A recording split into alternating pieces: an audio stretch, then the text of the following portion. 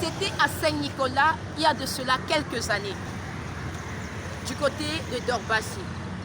Un prêtre, très amoureux d'une jeune petite nana. Ah oui, avec une pilosité assez prononcée. Linda, c'était son nom. Alors, le père Hervé et le père Desmond étaient tous deux amoureux de cette jeune petite choriste. Alors, le père Hervé a dit « Ma chérie, je t'aime. Je vais devoir te prendre en charge. Chose promise, chose due. » La petite venait à peine d'avoir son baccalauréat.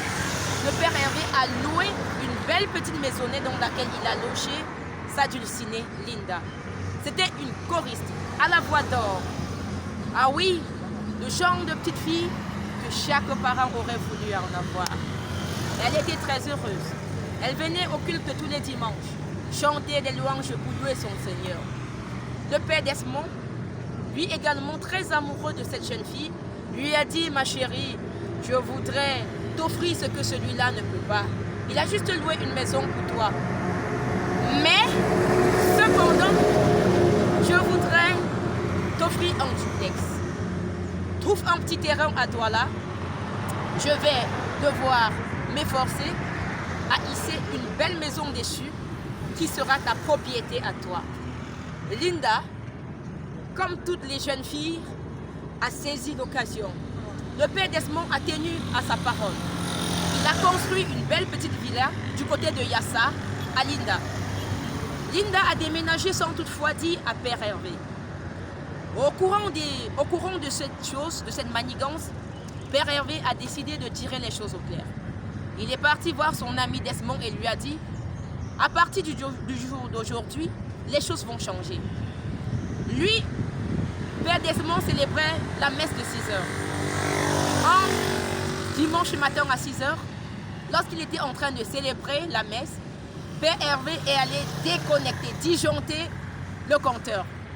Ce qui fait qu'il y avait un silence de mort à l'église. Ah, nos églises au Cameroun et ailleurs, on aurait tout vu ici. Alors, quand il est sorti, il a demandé au catéchiste d'aller regarder. Il est arrivé, il a trouvé son ami son confrère, père Hervé là-bas, et il lui a demandé, père, pourquoi tu as interrompu? Il lui a dit, vous faites la messe ainsi. Ainsi parle l'Éternel. Il est rentré et il ne pouvait rien dire à Desmond. Il a simplement dit, mon père, il faudrait qu'on continue. La panne, elle est sérieuse. Quand père Desmond a fini, Hervé l'a récupéré et lui a dit, je commence à te faire payer ce que tu as fait. Linda était ma propriété, tu me l'as enlevée. Et il lui a dit, Linda, si elle a été belle à tes yeux, elle a été belle aussi à mes yeux. J'ai mieux proposé et j'ai gardé la fille. Bon, maintenant, tu n'as qu'à pleurer. Elle porte mon bébé, j'en suis très heureuse. Je serai père. Et ça n'enlèvera rien sur ma casquette de prédicateur. Tu as compris? Je demeure prête. Il lui a dit, le challenge est lancé. On va aller jusqu'au bout. Alors, l'histoire était très belle. À 8 heures, quand père Hervé a commencé sa prédication, Desmond a dit, je te joue le grand tour. Il est allé déconnecter, disjoncter les compteurs et il est resté tranquille. Lui, le père Hervé, n'a pas pu supporter et a lancé à l'église.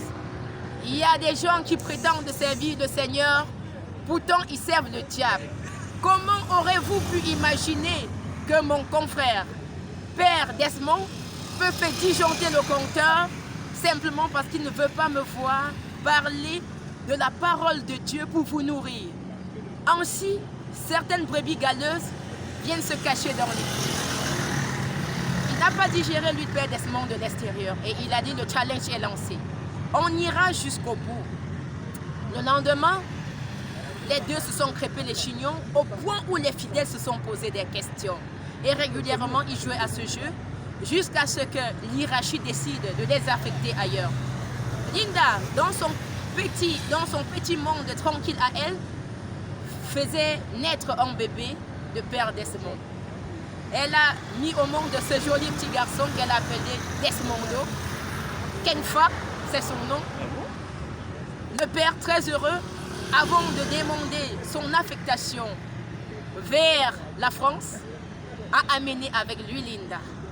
Ainsi, cette belle église qui prône tant la chasteté a pu faire naître un joli petit garçon Desmondo Kemfa avec toute la bénédiction divine à l'église.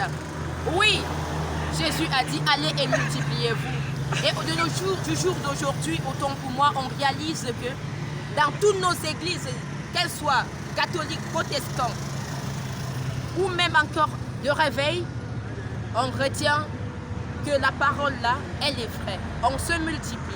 Certes, beaucoup plus par hypocrisie, par sinuosité, mais toujours déterminé à rendre service à Dieu.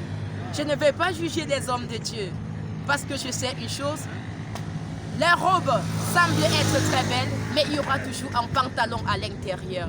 Ainsi, l'érection parle selon la parole divine. Entre être et paraître, je demeure. Merci Linda pour m'avoir permis de raconter ton histoire. Tu es à Paris, tu vas nous regarder ce matin.